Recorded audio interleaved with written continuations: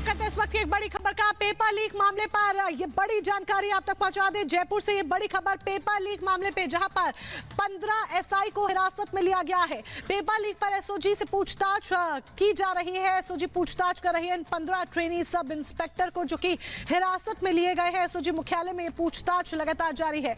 Jaipur police ने भी paper leak को लेकर हुई इस कार्रवाई की जानकारी साझा की है। राजस्थान में पेपर लीक मामले में एसओजी ने एक बड़ी कार्रवाई को अंजाम दिया है, जिसमें ट्रेनिंग ले रहे 15 एसओ को माफी चाहेंगे एसआई को हिरासत में लिया गया है। एसओजी अब तक की ये सबसे बड़ी कार्रवाई एसओजी की तरफ से मानी जा रही है, क्योंकि 15 SI sub inspector, trainee sub inspector हैं ये 15, जिन्हें हिरासत में लिया गया है। अभी पूछताछ जारी है और तमाम खुलासे जो है वो एक एक कर होते हुए नजर आ रहे हैं। राजस्थान का चर्चित पेपर लीक मामला, जिसमें एसओजी ने इस बड़ी कार्रवाई को अंजाम दिया है।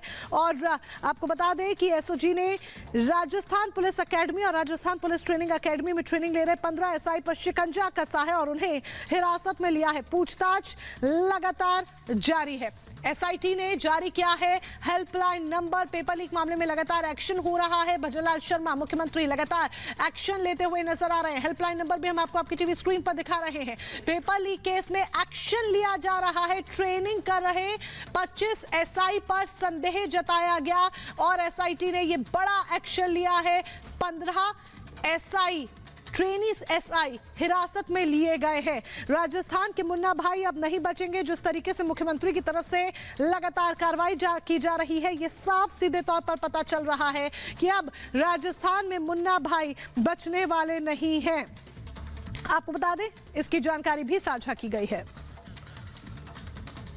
तो देखिए, राजस्थान के मुख्यमंत्री भजनलाल शर्मा अचानक हेयर सलून के दुकानदार से मिलने पहुंचे और यहां पर मुख्यमंत्री क्यों पहुंचे, ये हम आपको 1 मिनट की रिपोर्ट में दिखाते हैं।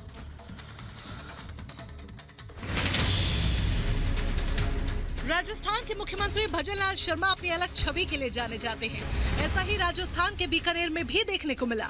सूबे के सीएम भजनलाल शर्मा अचानक से पीएम स्वनिधि योजना के लाभार्थी एक हेयर सैलून की दुकान पर जाकर संपर्क उन्होंने किया और योजना से मिले लाभ के बारे में पूछा।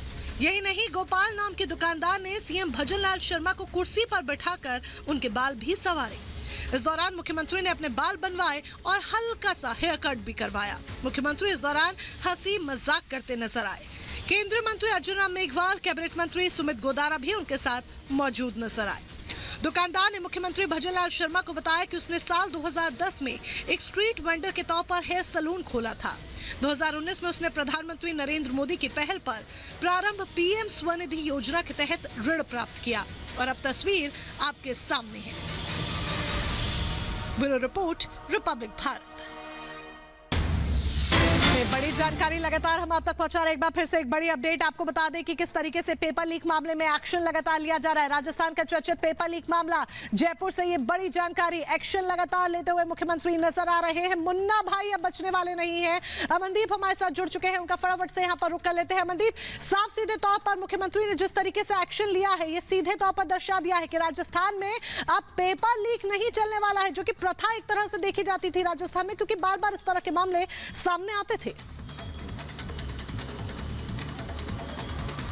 देखिए, सबसे बड़ी चीज थी कि अशोक गहलोत के राज में जब पेपर लीक हुआ था, तो उस पेपर लीक का मुद्दा जो था वो न सिर्फ देश में बल्कि पूरे हिंदुस्तान में राजस्थान एक पेपर लीक में एक पर्याय बन चुका था कि राजस्थान में किस तरीके से हर परीक्षा का पेपर लीक होता है। लेकिन जब राजस्थान में बीजेपी की सरकार आई, तो सिर्फ इस मुद्दे पर आई थी कि पेपर लीक के एक एक आरोपी जो है वो कहीं भी बक्से नहीं जाएंगे, चाहे उनको फिर राजनीतिक उनको फायदा मिल रहा हो या फिर आरोपियों को छुपाने का जो काम और बचाने का काम जो लोग कर रहे हैं, उनके भी पीछे पुलिस जो है हाथ धोकर के पीछे पड़ी और उसके बाद में वो तमाम चेहरे निकल के सामने आए जो अभी तक सिस्टम के अंदर बैठे हुए थे।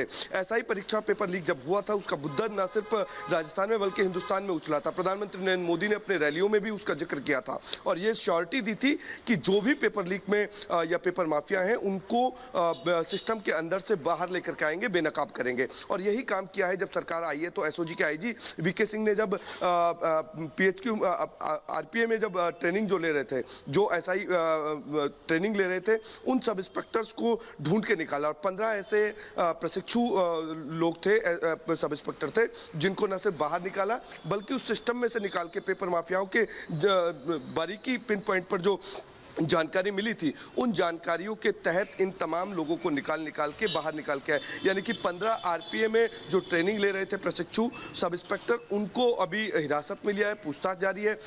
और इनसे अब जानकारी ये जुटाई जाएगी कि कितने और बड़े नाम जो हैं वो इस सिस्टम में पूरे में शामिल हैं, कितने लोगों ने पेपर को लीक कराया था, कितने लोगों ने पेपर को फॉरवर्ड किया था, कितने लोगों ने पेपर को बेचा था, कितने लोगों ने पेपर को सॉल्व करके परीक्षा पास की थी। तो ये तमाम वो सवाल है ये देखा जा रहा है। यानी कि अमरदीप, जब से यहां पर ये देखा जा रहा है कि परिवर्तन हुआ है सरकार में, तो यहां पर पेपर लीक मामले में भी अब परिवर्तन देखने को मिल रहा है। और एक और बड़ी खबर सामने आ रही है, रुक करते हैं बड़ी खबर का। 7 राज्यों के 17 ठिकानों पर एनआईए की रेड जारी है।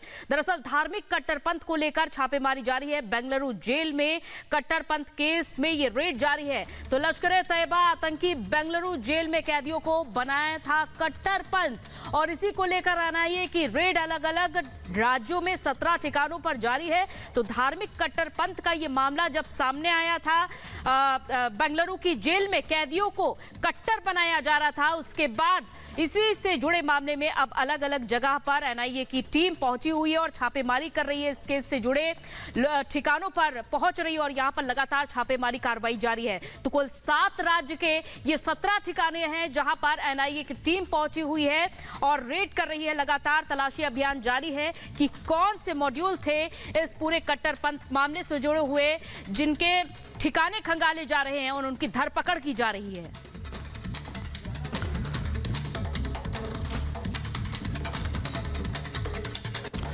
और इस बीच एक और बड़ी अपडेट आप तक पहुंचा दें। उत्तर प्रदेश से बड़ी अपडेट आप तक पहुंचाने जा रहे हैं कि योगी कैबिनेट का आज विस्तार होना है। किसे किसे मौका मिलेगा ये देखना होगा कि योगी के कैबिनेट में किस किस को मौका मिलता है। शाम 5 बजे ये विस्तार होगा। दरअसल एक बड़ी बैठक होनी है जिसके बाद मंत्रिमंडल विस्तार होगा। सबसे बड़ी जानकारी ये निकलकर सामने आ रही है कि ओपी राजभर को भी मंत्री पद दिया जा सकता है। सुभाषपा के अध्यक्ष ओपी राजभर, जिन्हें मंत्री पद दिया जा सकता है। बड़ी जानकारी आप तक पहुंचा दे। इतना ही नहीं, दारा सिंह चौहान और रालोद को भी सरकार में जगह दी जा सकती है। तो आज विस्तार होना है कैबिनेट का। योगी कैबिनेट विस्तार पर सबसे ज्यादा नजर आज रहने वाली है। तो ये बड़ी जानकारी हम आप तक पहुंचा रहे हैं। सुभाषपा अध्यक्ष ओम प्रकाश राजभर, पूर्व मंत्री दारा सिंह चौहान को सरकार में जगह मिल सकती है।